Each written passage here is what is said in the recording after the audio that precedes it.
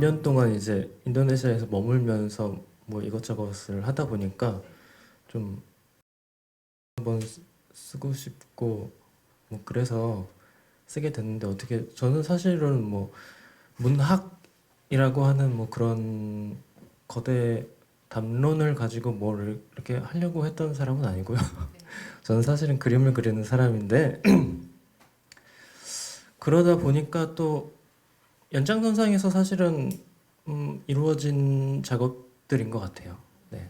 아, 처음에는 이제 그 인도네시아 정부에서 하는 그런 프로그램에 참여를 했었고요. 그렇게 한 1년 반 정도 이제 참여를 하고 그 다음에는 개인적인 친분이 있는 이제 현지 친구의 아버지의 도움으로 제가 개인적으로 그냥 좋아서 제가 살고 싶은 어쨌든 우리가 태어나는 거는 선택을 할 수 없잖아요. 근데 살고 죽는 거는 어쨌든 선택이 가능하잖아요. 그래서 제가 가장 가고 싶은 살고 싶은 데에서 이제 좀 있어 봐야겠다. 그래서 다시 제가 처음에 프로그램을 했던 곳으로 가서 거기서 또 몇 년을 있다가 네. 그러다가 이제 코로나 전에 왔죠. 그것들은 이제 그 인도네시아에서 작업을 다 했던 것들인데, 네, 거기서도 이제 작업하고 이제 거기에 맞는 그림을 그리고 사진을 막 찍어서 넣는 것보다도 사진을 사실은 제가 잘 못 찍어가지고 사진을 막 넣어서 종이를 낭비를 하느니 내가 그냥 손수 그래도 그리면 그게 좀 더 낫지 않을까. 좀 많이 기억에 남지 않을까 해서 그래서 네. 네. 어디까지 믿어야 될지 모르겠어요. 아, 나는 그냥 먹고 살면 조금 그냥 한번 써봤다. 뭐 사진 잘 못 찍어서 그림을 그렸다. 뭐 이런 아니 거잖아요. 근데 아니 근데 사진을 진짜 잘 못 찍어요. 그리고 지금까지도 사진 전시를 보면은 네. 뭐가 뭔지 모르겠더라고요. 뭐가 좋은 건지, 뭐가 안 좋은 건지, 뭐가 좀 그런 건지. 저는 개인적으로 이제 조각을 전공해가지고 입체 작업을 하다가 지금은 이제 평면 작업을 하고 있는데 사진은 정말 모르겠어요. 그리고 뭐 제가 사진 찍는 거 그렇게 좋아하는 거에 아니라서 네. 뭐 외국에도 이제 살았던 기간에 비해서는 뭐 사진을 그렇게 뭐 음. 남기거나 뭐 그런 건 아니에요. 그래서 요새는 집에 있어야겠다. 제가 있던 데가 더운 데라서 그런지 모르겠는데 좀 작업을 할 때는 좀 뇌가 좀 말랑말랑해지는 그런 느낌이 좀 있거든요. 그래서 좀 여러 개가 좀 생각이 나기도 하고 막 그러는데 요새는 추워서 그런지 이제 생각도 잘 안 나고. 근데 이게 제가 네. 그 제목을 잘못 지었나 봐요.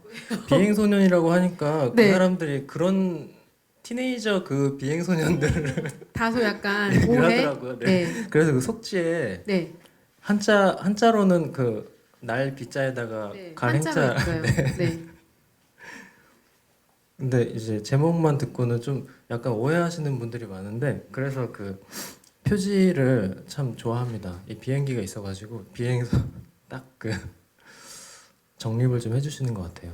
근데 뭐 비행소녀는 자전적인 이야기가 많아서 사실은 이게 하나의 그냥 이야기예요. 뭐 다른 안에 뭐 단편이 나눠져 있고 뭐 그렇다기보다도 뭐 1부, 2부로 이렇게 나눠서 저 같은 경우는 출국 그 책 안에 출국, 귀국, 뭐 환승터미널 뭐 이런 식으로 했는데 그 여행할 때 보면은 이제 우리가 항상 보게 되는 그런 departure, arrival 뭐 이런 문구들 어디 가든 이제 뭐 출국, 귀국 뭐 이렇게 볼 수 있잖아요. 그런 부분으로 나눠서 어, 여행의 한 단편들을 좀 이렇게 로드무비처럼 저는 쓰려고 많이 열심히 하긴 했는데 약간 그렇게는 안 나온 것 같고요. 근데 어쨌든 뭐 그런 연장선상에서 이제 자전적인 이야기가 많이 있는 작업입니다. 그 평론가도 이 부분을 저도 약간 이 부분이 좀 인상적이었는데 나는 짧은 여행이지만 막연히 그들 사회의 일부가 되고 싶었다. 이런 게 좀 자전적인 평상시에 느끼셨던 어떤 지점들이 드러나는 대목이 아닌가 이런 생각이 좀 들었어요. 네네. 그래서 더 사진을 좀 찍고 싶진 않아요. 좀 뭐 그런 그 사람들을 배경으로 뭐 사진을 찍는다던가 뭐 그거는 정말 좀 사치인 것 같고요. 또 거기에 살고 있는 사람에 대한 예의는 아닌 것 같아요. 저는 그래서 그런 측면에서 사진을 부정한다기보다도 네. 기록으로서의 사진은 인정하지만 음, 개인적으로서는 그 부분은 좀 네. 저는 그 소제목 중에서 이륙한 적 없는 착륙이라는 부분을 낭독을 할 건데요.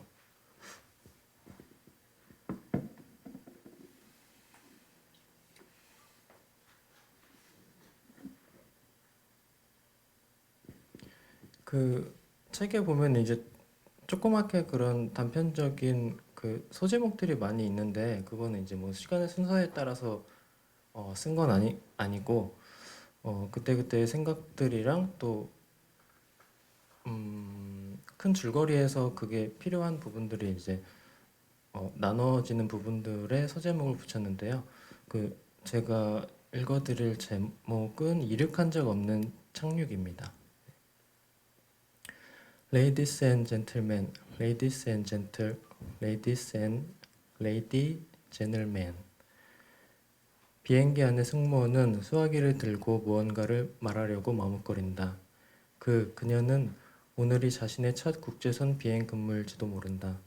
사람들은 그녀의 목소리에 무관심하다. 주황색 터번을 두른 옆좌석의 인도인은 무거운 머리를 허공에 떨구며 잠에서 깨어날 기미가 보이지 않는다.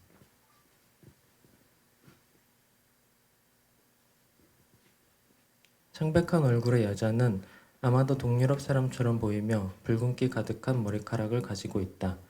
어깨까지 내려오는 긴 머리를 한껏 틀어올려 동그랗게 말아 정수리에 묶는다. 대각선 건너편의 흑인 남자는 고불고불한 머리카락과 그보다 더 고불고불한 턱수염 위 두툼한 아랫입술을 연신 매만지며 승무원의 입술에 주목한다. 우리는 모두 같은 기내에서 숨을 쉰다. 우리를 태운 비행기가 활주로를 떠났는지 아직 달리고 있는지 여전히 움직이지 않는지 알 수 없다. 짐칸에는 각양각색의 가방들이 각자의 여행에 필요한 또는 여행지에서 가져온 물건들로 가득 차 있다. 눈이 침침한 노인이 입국 카드를 쓰기 위해 열심히 카드의 빈칸을 들여다본다. 결국 창가 쪽에 앉은 젊은 청년에게 도움을 청한다. 부부로 보이는 중국인은 시끄러운 말소리와 기괴한 웃음소리로 기내를 어지럽힌다. 한 백인이 불쾌감을 드러내며 눈을 흘기지만 승무원은 다른 승객들의 불만을 알아차리지 못한다.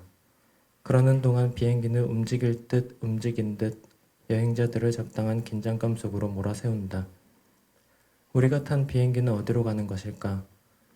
노르웨이 사람의 도착지는 치앙마이를 가리킨다. 일본인의 여권에는 아직 브루나이에서 찍힌 입국 비자 도장이 선명하다. 파푸아 사람의 출발지는 반다아체에 머물러 있다. 호주 여자는 이번 휴가를 발리와 롬복에서 보낼 예정이다. 우리의 방향은 모두 달랐다. 출발지도 목적지도. 아마도 그래서 비행기는 이러지도 저러지도 못한 채 활주로만 빙빙 돌고 있던 것이었을까. 네, 여기까지입니다. 그는 거기에 있었다. 지금은 거기에 없다. 그림자도 남기지 않았다. 그는 여기에 있다. 하지만 존재한다고 말할 수 없다. 그때 거기에도 있었고 지금 여기에도 있다. 돌아온 것일 수도 돌아갈 수도 있다. 그에게 여행은 아직 끝나지 않은 방학 숙제다. 네, 이거는 어디에서 쓰신 어떤 상황 기억하세요? 마지막에 뭐 썼던 것 같아요. 네, 마지막에 썼는데 좀 확실하게 뭔가를 정해놓기보다는 아직도 정해진 게 없기 때문에 그래서 좀 그런 문구를 좀 썼던 것 같아요. 근데 사실 뭐 제가 뭐 산문을 먼저 쓰긴 했지만 큰 틀에서 저는 사실은 잘 모르겠거든요. 뭐 시가 무엇인지 아니면 뭐 소설이 무엇인지 뭐 다른 동시는 또 무엇인지 글쎄요. 그냥 그 언어만 좀 달라진 것 같아요. 그러니까 그림을 그리다가 뭐 글을 썼다고 해서 제가 달라지는 건 아니고요. 또 그 안에 뭐 세부 장르로 뭔가를 썼다고 해서 그것 또한 달라지는 건 없는 것 같아요. 네. 그래서 약간 경계가 좀 불분명한 그런 게 아닐까. 뭐 거창한 꿈이라던가 뭐 그런 거는 그것도 사실은 좀 사치스럽고요. 가시적으로는 일단 그림을 그리고 있으면은 글을 쓰고 싶고 글을 쓰고 싶으면은 글을 쓰고 있으면은 그림을 그려야 되는 상황이 있거든요. 그래서 일단은 전시를 해야 되고요.